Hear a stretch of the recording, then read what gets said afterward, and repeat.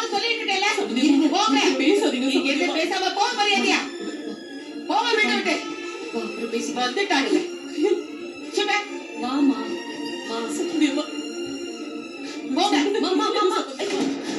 பாத்து வாமா பேசிக்கலாம் வாமா நீ அழாத வா முதல்ல.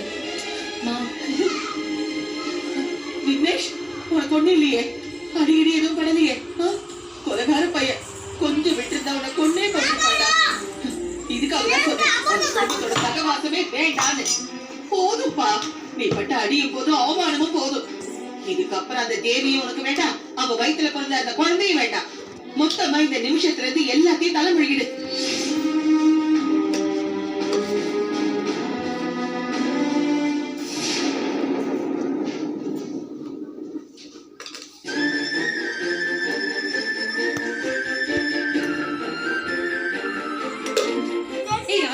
உனக்கு என்னதான் தப்பு பண்ணிருந்தாலும் விக்னேஷ் இந்த வீட்டோட மாப்பிளடா. அவர் போய் அடிக்கலாமா? ஏதோ ரோட்ல போறவனை அடிக்கிற மாதிரி அடிக்கிற. அதனால வரப்போற பின்விளைவுங்க என்னன்னு உனக்கு தெரிய வேண்டாமா? எல்லாத்தையும் பொறுமையா ஹேண்டில் பண்ணி 2 பேரையும் சேர்த்து வைக்கலாம்னு பார்த்தா நல்ல நாள் அதுவுமா வீடேறி போய் அடிச்சிட்ட. இதனால தேவியோட வாழ்க்கை தாண்டா பாதிக்கும். சேர்த்து வைக்க வேண்டிய நாமளே அவங்களை பிரிச்ச மாதிரி ஆயிடாதா? அக்கா, என்ன பொறுத்த வரைக்கும் நான் பண்ணதுல எந்த தப்பும் கிடையாது. என்ன தேவி இருந்தா நல்ல மாதிரி நடிச்சு ஏமாத்தி கையெழுத்து வாங்கிட்டு போயிருப்பான். அதை பார்த்துட்டு என்ன சும்மா இருக்க சொல்றீங்களா? குழந்தைய விட்டுட்டு தேவி எப்படிக்கா சந்தோஷமா இருப்பா? அவர் கையெழுத்து மட்டும் தாண்டா வாங்கினாரு.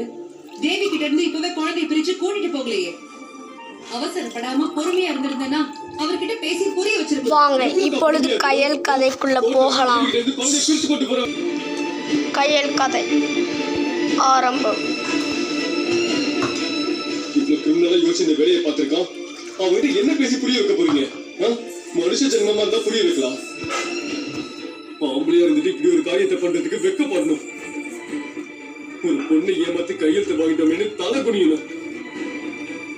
கொஞ்சம் கூட குழந்தையோட எதிர்காலத்தை பத்தி யோசிக்காம அவரோட ஈகோக்காக பெத்த தாய் கிட்ட இருந்து குழந்தைய பிரிக்கணும்னு நினைக்கிறான். அவனுக்கு போய் சப்போர்ட் பண்ணிட்டு இருக்கீங்க.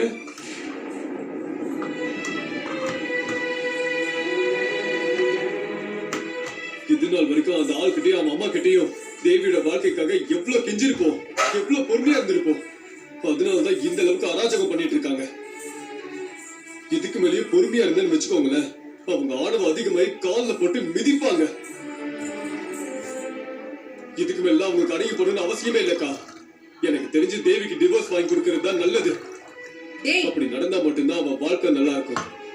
இல்லன்னா காலம் முழுக்க ஓரமா உட்காந்து கண்ணை கசக்கிட்டு தான் இருப்பா. என்னடா வார்த்தை பேசுற? என்ன பேசுறோன்னு யோசிச்சுதான் பேசுறியா?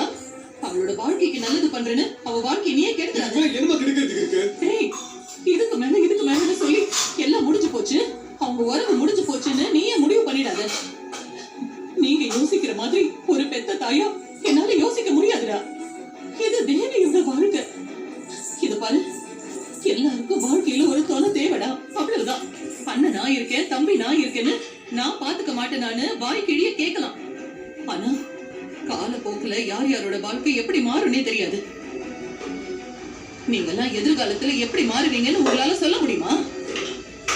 என்னைக்காவது ஒரு நாள் உங்க வாழ்க்கையை பார்த்து நீங்க போயிட்டீங்கன்னா அவளோட வாழ்க்கை என்ன ஆகுறது?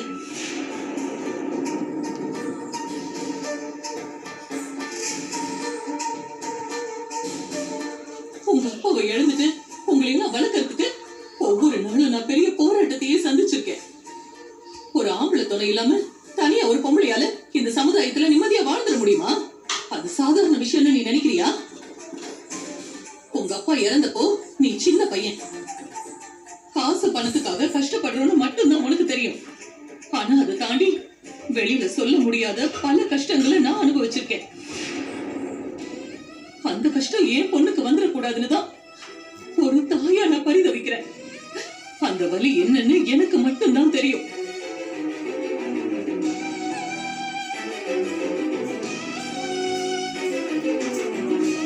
நான் சொல்லி காட்டுறதா நினைக்காது. பொண்ணையும் ஷாலினியும் சேர்த்து வைக்க கூடாதுன்னு அவங்க அம்மா எவ்வளவு சண்டை போட்டாங்க. அப்ப சொல்ல வேண்டியது தானே, 2 குடும்பத்துக்குள்ள சண்டை வருது, நாம சேர வேண்டாம்னு முடிவு பண்ணிருக்க வேண்டியது தானே. ஆசைப்பட்டவளோடு சேர்ந்து வாழணுங்கிறதுக்காக எல்லாரையும் எதிர்த்து எல்லா பிரச்சனையும் கடந்து ஒன்னா வாழ்ந்துட்டு இருக்கீங்கல்ல, அதே மாதிரிதான் எவ்வளவு பிரச்சனை வந்தாலும் தேவி அவ புருஷனோட தான் சேர்ந்து வாழணும்னு நாங்க நினைக்கிறோம். அதுல என்னடா தப்பு இருக்கு? அம்மா, அது வேற இது வேறமா. என்னடா வேற வேற? எல்லாருக்கும் வாழ்க்கைங்கிறது ஒண்ணுதான். நீ இல்ல, தேவியே சொன்னாலும் அவ விக்னேஷோட சேர்ந்து வாழணும்னு தான் நான் நினைக்கிறேன். இத பாரு, தேவி நிலைமைய புரிஞ்சுக்கோ. நீ அவளோட வாழ்க்கைய மட்டும் தான் பார்க்கணும். நீ மாப்பிள்ளை அடிச்சது தப்பு. அடுத்து அவங்க என்ன முடிவெடுப்பாங்கன்னு நினைக்கும் போதே எனக்கு ஒரே பதட்டமா இருக்கு. நீ ஆரம்பிச்ச பிரச்சனைய நீயே சரி பண்ணிடு. அவர்கிட்ட போய் மன்னிப்பு கேளு. இது மன்னிப்பா? அதுக்கெல்லாம் வாய்ப்பே இல்ல.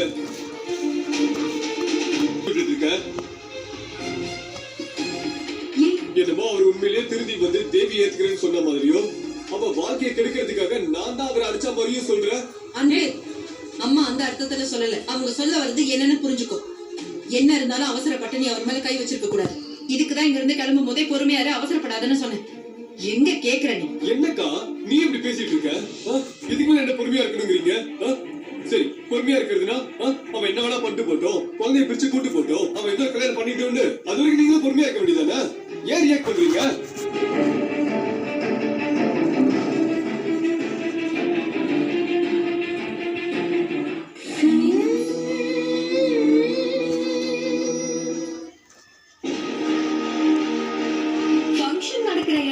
பிரச்சனையை கிளப்பணும், சண்டையை மூட்டி விடுவோம், ஏதாவது ஒரு விஷயம் பெருசா வெடிக்கும். என் ஃப்ரெண்ட் சத்யா கழுத்துல அவ விருப்பமும் இல்லாம சம்மதமும் இல்லாம உங்க வீட்டு பையன் தாலி கட்டினான். அப்ப எங்க போச்சு உங்களோட மரியாதையும் மதிப்பும்? சத்யா, உன் ஃப்ரெண்ட்ஸ் வச்சு குழப்பம் பண்ணி இந்த ஃபங்க்ஷனை நிறுத்துறதுக்கு நீ பிளான் பண்றல? கிருஷ்ணா அசன்னை வழங்கும் மருமகன் இன்று இரவு 8 மணிக்கு உங்கள் சன் டிவியில். சேவ் டிவி மற்றும் Sun TV. Save TV, Sun TV. நன்றி.